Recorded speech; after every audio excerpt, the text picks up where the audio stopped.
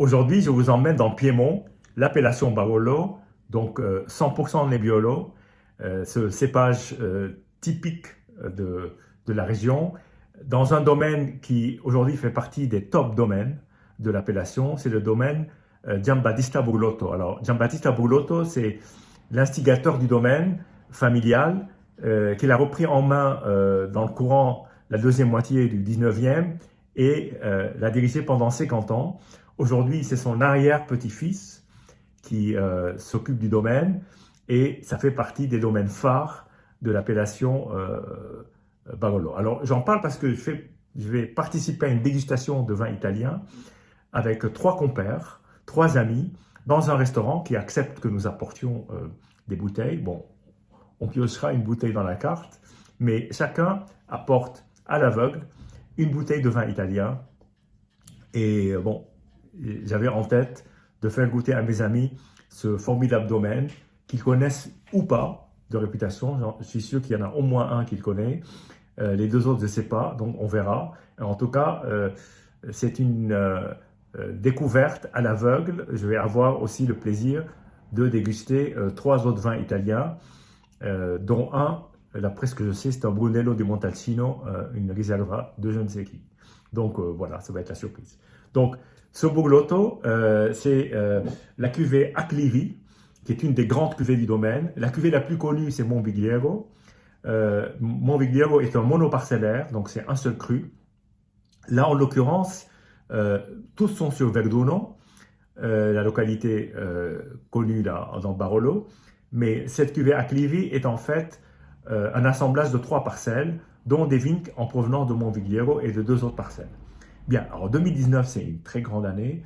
Probablement, c'est très jeune à boire, mais il faut aussi apprécier les vins jeunes parce qu'ils ont la vigueur qu'on ne retrouve pas forcément, quoique parfois on a des surprises, sur des vins plus anciens ou des vins très anciens. En tout cas, c'est un vin de longue garde.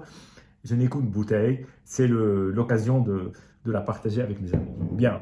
Alors, avant de la déguster, donc j'ai ouvert la bouteille, je vais l'aérer, comme ça, elle aura déjà un peu respiré. Et j'en profite pour partager ce moment à l'ouverture, il y a une demi-heure de la bouteille. Donc la couleur, alors, il ne faut jamais être surpris avec les vins du Barolo. Si vous les trouvez très foncés, il y a quelque chose qui n'est pas normal. On dit souvent d'ailleurs que le Piémont et la Bourgogne se ressemblent quelque part. C'est vrai qu'on retrouve des teintes qui rappellent le Pinot Noir. C'est un vin très clair. Voilà. Bon. Et puis, il y a toujours cette petite évolution caramel sur la couleur, pas sur les arômes, mais il y a ce côté couleur caramel qu'on retrouve dans les Barolo, même jeunes. Donc, il ne faut pas penser que le vin a déjà vieilli avant l'heure. Bien, bah maintenant, place à la dégustation.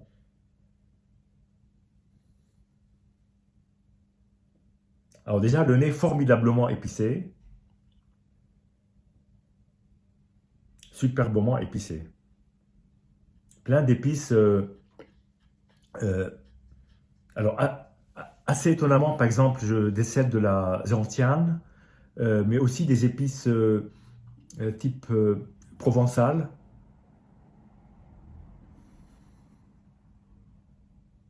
Et puis du fruit. Et puis bien entendu, beaucoup de fruits rouges, cerises même.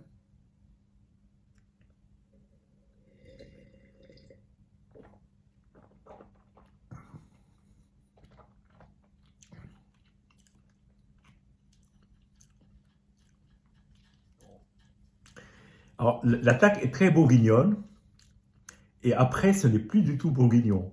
Et c'est même de toute façon pas comparable, même si on peut faire des parallèles.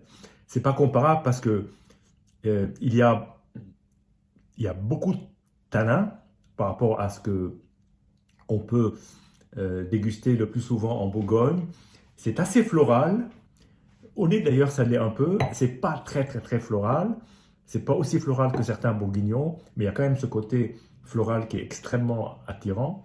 Et puis il y a ce développement en bouche. Il y a toujours cette acidité très typique des vins du Piémont, que ce soit Barolo, surtout Barolo plus que Barbaresco. Et il y a ces épices en bouche qui sont euh, qui nous font voyager, qui sont des épices très différents, très variées.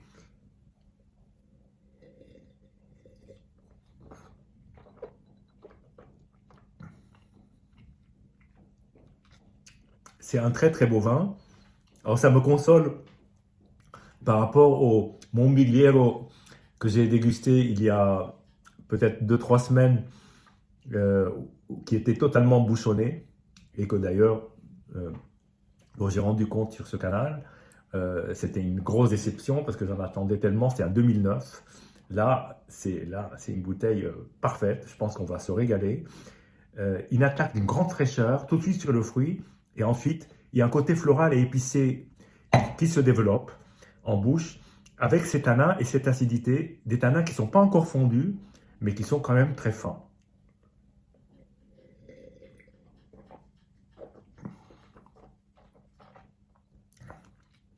Formidable acidité, un côté euh, euh, très légèrement toasté.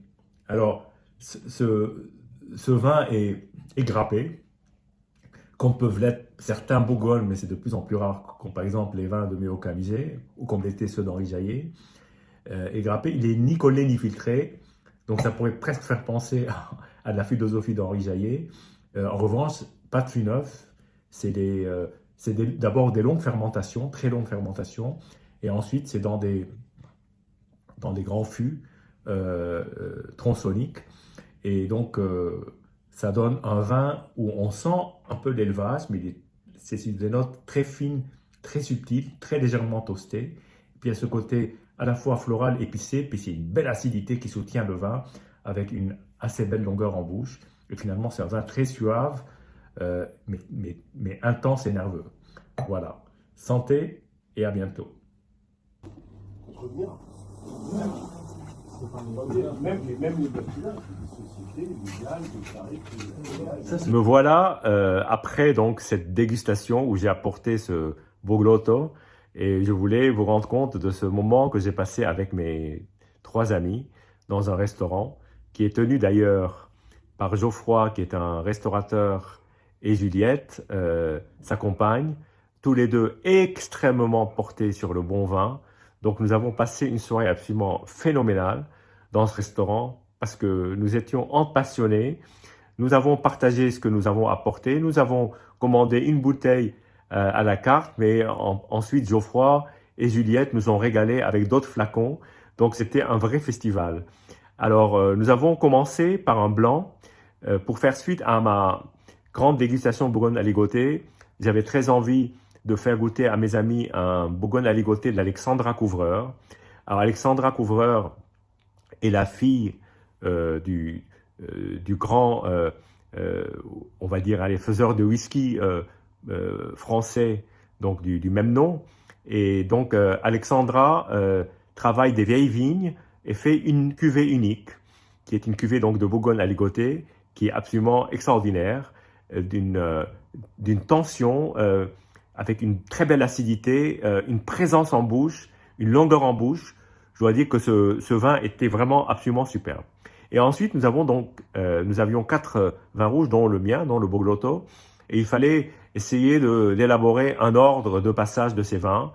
Je pense que on ne savait pas trop qui avait apporté quoi, on n'avait aucune idée, mais on a commencé tout simplement à dire, ben voilà, mon vin c'est plutôt dans ce style-là. Quelqu'un d'autre disait, voilà, mon vin c'est plutôt très forte longueur en bouche, très grande persistance, etc.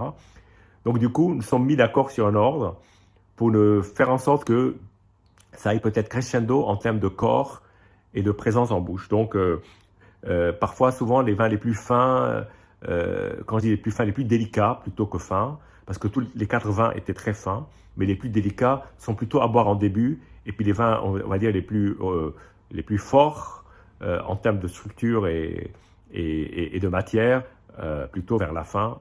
C'est ce qu'en tout cas j'essaye de suivre comme logique, comme philosophie. Donc nous avons commencé par un vin qui, tel que décrit, paraissait être un très bon candidat pour démarrer. Donc le vin, c'est Pian delle Vigne, qui s'appelle aussi Vigna Ferrovia. Vigna Ferrovia parce qu'en fait la vigne est le long d'une voie ferrée. Et c'est la grande maison Antinori qui fait ce vin. Antinori qui est évidemment très connu pour ses Chianti, mais aussi pour Ornellaia, etc. Donc bon, c'est une maison qu'on ne présente plus. Et là, c'était en 2012, donc c'est intéressant. Donc on l'a dégusté à l'aveugle. Évidemment, c'était pour nous pas facile de démarrer comme ça, parce que les vins italiens, on connaît, mais on ne connaît pas bien, pour être tout à fait honnête. Hein. On n'est pas suffisamment formé au niveau du palais pour dire, voilà, comme on peut le faire en Bourgogne ou en Languedoc ou en Rhône-Nord, Rhône-Sud, et même là, on se trompe. Donc vous imaginez que là, c'était quand même pas évident. Mais nous savions que c'était un Brunello. Mais une fois qu'on a commencé à goûter, on s'est rendu compte qu'en fait, c'était un vin quand même qui avait une très forte vigueur, une très forte jeunesse, tout dans la délicatesse, pas trop dans la puissance. Et j'aurais jamais imaginé qu'il aurait 12 ans. Donc, une très grande surprise. Ensuite, donc, nous avons attaqué, alors, à l'aveugle, le Barolo de Acclivi 2019 de Brulotto. Et là, déjà, alors Juliette, qui était à la manœuvre, qui nous apportait les vins, etc., l'avait goûté, était absolument enchantée. Donc ça a mis, disons, allez, ça a mis le ton sur cette bouteille. Effectivement, cette bouteille s'est révélée aussi magnifique que ce que j'avais goûté avant. Je l'avais effectivement ouverte quelques heures avant de manière à l'aérer et le résultat était absolument sublime. Bon, je ne vais pas revenir à vous faire les commentaires, mais bon, c'était un vin absolument superbe. Ensuite, nous sommes passés à un autre vin, alors nous ne savions pas d'où il venait du tout. Autant le premier et le deuxième, nous quatre savions. Autant le troisième, n'avions absolument pas d'idée. Et là, c'était un vin que j'ai trouvé avec une très forte personnalité, un vin totalement inhabituel. J'aurais même dit que j'étais incapable de le situer quelque part sur la carte d'Italie, tellement il me paraissait d'un très fort caractère, avec beaucoup de parfums, beaucoup de fruits. Et là, en fait, nous attaquions un vin de Bibi Gretz. Bibi Gretz est un vigneron qui est très connu, qui on va dire, un peu alternatif par rapport aux grandes maisons. Donc, il est toscan. Nous étions face à un super toscan. Et là, c'était la cuvée Testamata, avec sa très très belle étiquette, qui a été dessinée par Bibi Gretz, il me semble, qui est aussi artiste et pas seulement vigneron. Et donc, on voit quand même qu'il y a une approche artistique dans sa manière de concevoir les vins. Ce ne sont pas des vins habituels.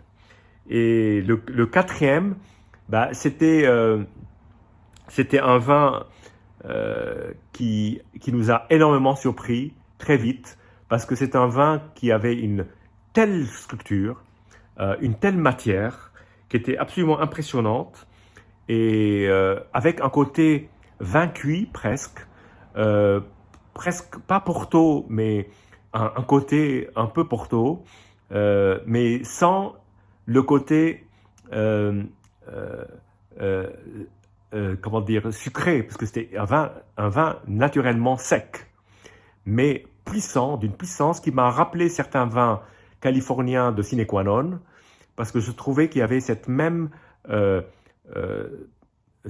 toucher en bouche, qui est un toucher à la fois très souple, très soyeux, mais très dense, donc armé d'une grande puissance.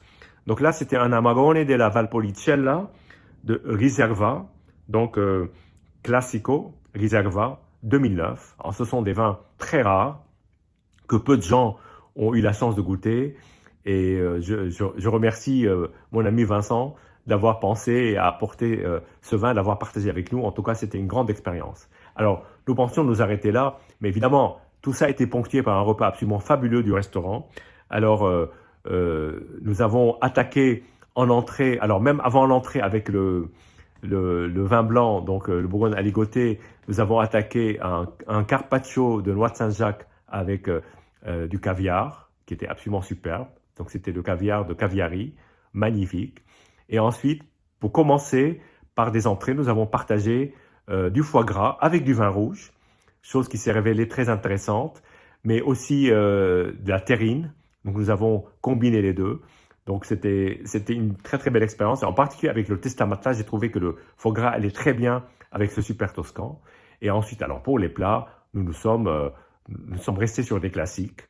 Pour ma part, j'ai mangé un pitivier absolument fantastique. Le restaurant est très réputé pour son chou farci, que je n'ai pas goûté, mais mes amis ont choisi certains le vol au vent truffé, et puis deux autres amis ont partagé une côte de bœuf, et Geoffroy est venu avec sa truffe noire et nous a régalé avec de la truffe sur la purée et sur le vol au vent.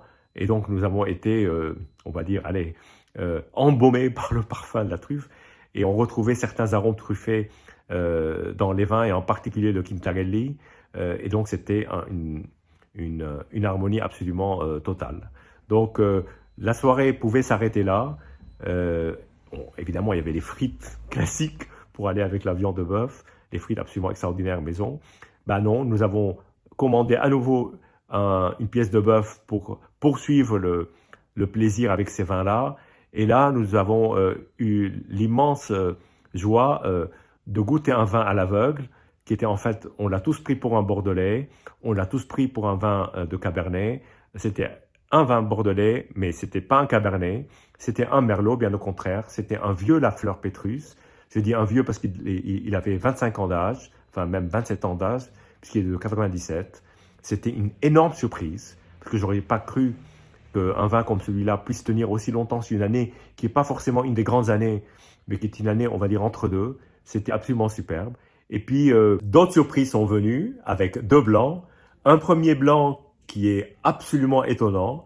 C'est un blanc qui est de Chenin, d'Alexandre Bain, la cuvée L d'Ange 19, qui est une cuvée qu'il a laissée en fût pendant assez longtemps.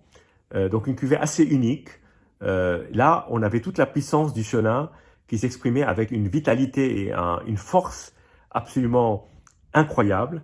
Et ensuite, nous avons goûté un Saint-Véran du domaine Thibert, lui de 2017, donc il y avait quelques années.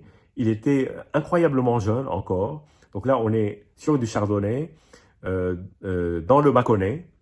Et là, on est évidemment au sud de la Bourgogne, on touche le Beaujolais. Là, c'est vraiment la région entre le Beaujolais et la Bourgogne, et qui donne des chardonnays magnifiques. Et là, c'était absolument frais, avec beaucoup de caractère. C'était vraiment un très grand vin. Et bon, ensuite, nous sommes restés à échanger entre les différents vins, et parler de plein de choses qui nous passionnent autour de la gastronomie. Et nous avons terminé la soirée heureux de ce partage, heureux de cette générosité du restaurant qui nous a extrêmement bien reçus. Et puis, le souvenir d'avoir passé une soirée entre amis qui partagent cette passion qui est quand même assez incroyable et qui nous unit tous. Voilà. Donc, une très très très belle soirée. Et je vous dis à très bientôt.